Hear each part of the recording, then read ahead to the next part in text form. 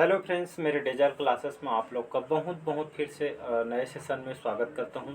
तो हम कंप्यूटर के मोस्ट इम्पोर्टेंट एमसीक्यू यहां पे तैयार किए गए हैं। लगभग ये हमारा 5वां या 6वां पार्ट है। तो पिछले क्लासेस को नहीं देखेंगे तो जाके देख सकते हैं। ये जो कंप्यूटर को जो सीरीज़ चलाया जा रहा है, 55 क्वेश्चन मैं पिछले क्लासेस में कवर किया था लास्ट। यहाँ से हम 56वां क्वेश्चन से स्टार्ट करेंगे। आपके कंप्यूटर का जो सिलेबस आप रहेगा तो आपके सब एग्जाम में कंप्यूटर का काम आएगा। आप लगभग आप कोई भी एग्ज़ाम हो, चाहे स्टेट का हो, सेंट्रल गवर्नमेंट का हो, तो लगभग सभी एग्ज़ाम को कवर कराएगी। कोई भी एग्ज़ाम हो यहाँ से आपके प्रीवियस ईयर एग्ज़ाम में क्वेश्चन पूछे गए हैं, और साथ ही साथ आप प्रीवियस ईयर के क्वेश्चन पे भी यहाँ पे सॉल्व करके देख सकते हैं। तो चलिए सेशन को बढ़ाते हैं। पिछले क्लासेस को भी देख लीजिएगा, ताकि आपको पीछे शुरू से देखेंगे तो आपको बहुत कुछ आपको सीखने को मिलेगा। तो आप पिछले क्लासेस को भी देख लीजिएगा। चलिए स्टार्ट करते हैं सेशन को। पहली बार आए हैं तो चैनल को सब्सक्राइब करके रख लीजिएगा ताकि नोटिफिकेशन आप तक। तो सेशन को बढ़ाते हैं आगे।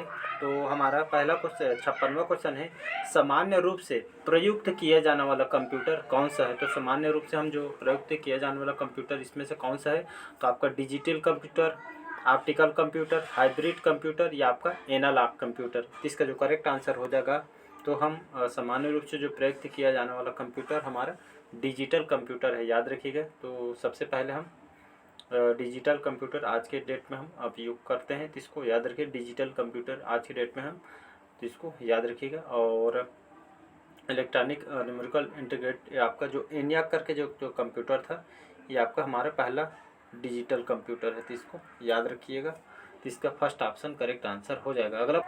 अगला क्वेश्चन देखते हैं, CRAY क्या है। ये आपके माइक्रो कंप्यूटर का एक कंप्यूटर है, ये आपका मेन फ्रेम कंप्यूटर है, मिनी कंप्यूटर है, ये आपका सुपर कंप्यूटर है। तो इसका जो करेक्ट आंसर हो जाएगा, तो क्रे आपका एक रूप से आपका सुपर कंप्यूटर है। आपके एग्जाम में पूछा गया क्वेश्चन है। तो क्रे क्या है, एक आपका सुपर कंप्यूटर है, तो इसको याद रखिएगा। मतलब सामान्य कंप्यूटर से बेटर है आपका सुपर कंप्यूटर।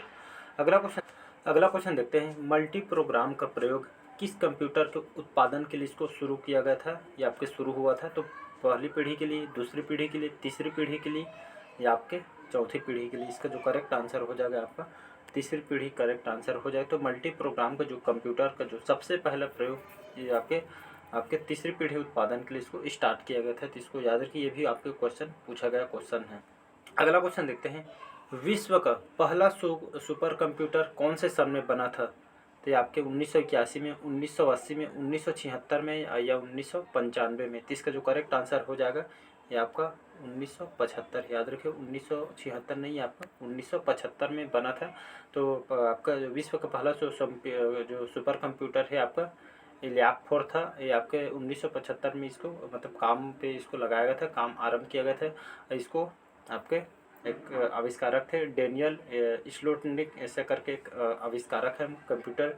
इन्होंने इसको विकसित किया गया था। लगभग यह अकेले ही आपके लगभग 64 कंप्यूटरों का काम आपका एक साथ कर सकता था। तो इसको याद रखिएगा। तो इसका करेक्ट आंसर हो जाएगा 1975 आपको आंसर।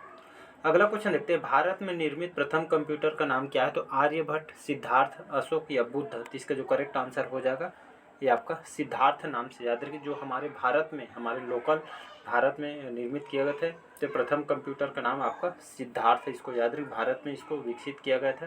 तो इसको करेक्ट आंसर हो जाएगा आपका सिद्धार्थ आंसर लीजिएगा। और इसको कौन से सन में इसको तैयार किया गया था, तो उसको याद रखिए डेट को, 16 अगस्त आपका 1986 में, 1946 में भारत के द्वारा इसको निर्मित प्रथम कंप्यूटर है। तो 16 अगस्त 1986 में बेंगलोर के आपके मुख्य डाकघर में इसको स्थापित किया गया था। तो इसको याद रखिएगा, इसको इलेक्ट्रॉनिक्स कॉर्पोरेशन ऑफ इंडिया के द्वारा इसको निर्मित किया गया था। तो इसको याद रखिएगा। यहीं पे एग्जाम में क्वेश्चन आपसे पूछ दे, भारत में पहला सुपर कंप्यूटर कौन सा है। तो याद रखिए, भारत में प्रथम कंप्यूटर पूछे तो आपको सिद्धार्थ लेना है। सुपर कंप्यूटर भारत का कौन सा है, तो ये आपका परम, आपका 1 2 3 8000, परम 8000 याद रखिएगा। ये पहला सुपर कंप्यूटर है भारत का। इसको याद रखिए, centre for development of advance computing के द्वारा इसको डिजाइन और इसको असेंबल किया गया था। तो इसको याद रखिएगा। तो इसका जो करेक्ट आंसर हो जाएगा, आप इसको 1991 में इसको बनाया गया था, ये भी याद रखिएगा। अगला क्वेश्चन देखते हैं, अगला क्वेश्चन देखते हैं, सबसे तेज कंप्यूटर आपका कौन सा होता है जो चलने में? आपका mini computer, macro computer, main frame computer या आपका सुपर कंप्यूटर? तो इसका डी ऑप्शन करेक्ट आंसर हो जाएगा, याद रखिएगा। सबसे तेज सुपर कंप्यूटर जो चलने में आपका दुनिया का सबसे तेज कंप्यूटर आपका सुपर कंप्यूटर है, तो इसको याद रखिएगा। अगला क्वेश्चन देखते हैं, माइक्रो प्रोसेसर किस पीढ़ी का कंप्यूटर? ये भी आपके एग्जाम में क्वेश्चन पूछा गया क्वेश्चन है। तो माइक्रो प्रोसेसर कौन से पीढ़ी का कंप्यूटर है? तो प्रथम पीढ़ी का, द्वितीय पीढ़ी का, तृतीय पीढ़ी का या चतुर्थ पीढ़ी? तो ये आपका करेक्ट आंसर हो जाएगा आपका फोर्थ जनरेशन, चतुर्थ पीढ़ी का कंप्यूटर है, याद रखिएगा। तो माइक्रो प्रोसेसर पूछे कौन से पीढ़ी का कंप्यूटर है, तो आपको आंसर में माइक्रो प्रोसेसर आपके फोर्थ जनरेशन या चतुर्थ पीढ़ी का कंप्यूटर है। ये आपका इंटेल नाम को सुने होंगे, याद रखिएगा। इंटेल 4004 ये आपका दुनिया का पहला माइक्रो प्रोसेसर था, तो इसको याद रखिएगा। अगला क्वेश्चन देखते हैं, भारत में निर्मित प्रथम कंप्यूटर किस प्रकार का एक कंप्यूटर है? तो जस्ट मैंने अभी बताया, micro computer, mini computer, main frame computer या आपका सुपर कंप्यूटर। इसका जो करेक्ट आंसर हो जाएगा आपका डी ऑप्शन करेक्ट आंसर हो। तो भारत में आपका निर्मित जो परम कंप्यूटर है ये आपका किस प्रकार का कंप्यूटर है? तो आपका सुपर कंप्यूटर के अंतर्गत आता है, तो इसको याद रखिएगा, एग्जाम में क्वेश्चन पूछा गया है। अगला क्वेश्चन है, गणना संयंत्र, गणना के लिए जो जाना जाता वाला कंप्यूटर आपका गणना संयंत्र के लिए ये बाकस का आविष्कार किस देश में हुआ है? तो भारत, अमेरिका, चीन या आपके यूनान में? इसका जो करेक्ट आंसर हो जाएगा आपका ये आपका D C option correct answer हो जाएगा। चीन के द्वारा इसको आविष्कार किया गया था। ये आपका जो कंप्यूटर है या मतलब ऐसे ऐसे करके ऐसे बना हुआ था आपका, मतलब ये आपका कैसियो बजाते हैं उसी टाइप का ये आपका बना हुआ था, तो इसको याद रखिए। तो ये आपका ये बाकस गणना संयंत्र के लिए इसको जाना जाता था और चीन के द्वारा इसको 4वीं शताब्दी में इसको मतलब तैयार किया गया था। अगला क्वेश्चन देखते हैं, IMAC एक प्रकार का क्या है? तो ये आपका मशीन के अंतर्गत आता है, प्रोसेसर के अंतर्गत आता है, प्रोग्राम के तहत या आपके रजिस्टर के अंतर्गत आता है? ये आपका जो करेक्ट आंसर हो जाएगा ये आपका IMAC एक प्रकार का आपका मशीन के अंतर्गत आता है, मतलब इसको याद रखिए, मशीन है एक प्रकार का, इसको याद रखिएगा। इसका फुल फॉर्म क्या? इसका फुल फॉर्म होता है आपका द इंफॉर्मेशन आपका मैनेजमेंट एंड आपका एनालिसिस सेंटर, इसका फुल फॉर्म होता है। और 2008 में मुंबई में इसको लाया गया था प्रचलन में, तो इसको याद रखिएगा। अगला क्वेश्चन देखते हैं, एनालिटिक इंजन का निर्माण किसने किया था? तो आपके जी एकल ने, एवा लवलेस ने या आपके चार्ल्स बैबेज ने या आपका सीमेन कार्सकोप का? तो इसका जो करेक्ट आंसर एनालिटिक, याद रखें, एनालिटिक एनालिसिस करने के लिए एक इंजन तैयार किया गया था। तो एनालिटिक इंजन का निर्माण आपके किसने किया था? तो इसका जो करेक्ट आंसर हो जाएगा चार्ल्स बैबेज। इन्होंने एनालिटिकल इंजन को आपके लगभग 19वीं शताब्दी में जो अंग्रेजी आविष्कारक कंप्यूटर के पिता और जनक कहे जाने वाले चार्ल्स बैबेज के द्वारा इसको डिजाइन और इसको तैयार किया था लगभग 1871 में। इसको याद रखें, 1871 में इसको तैयार किया गया था, इसको याद रखिएगा।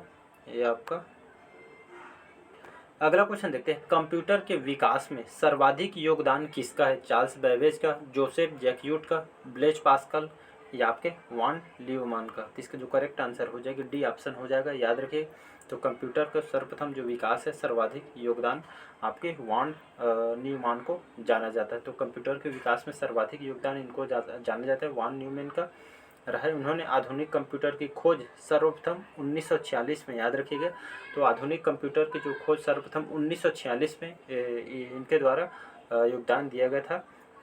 यहाँ पे आपको कंफ्यूज नहीं होना है, चार्ल्स बैबेज लेना है ऐसे, ब्लेज पास्कल, जोसेफ, यहाँ पे तो आपको आंसर यही लेना है। तो इनके द्वारा आधुनिक कंप्यूटर मतलब इन्हीं के देन है, आधुनिक कंप्यूटर की खोज 1946 में हुई थी, तो इसको याद रखिएगा। अगला क्वेश्चन देखते हैं, इंटीग्रेटेड सर्किट चिप का विकास किसने किया था? चार्ल्स बैबेज के द्वारा, सीवी रमन ने, रॉबर्ट नायक ने या आपके जेएस किल्बी के द्वारा? इसका जो करेक्ट आंसर हो जाएगा आपका जेएस किल्बी, याद रखिएगा।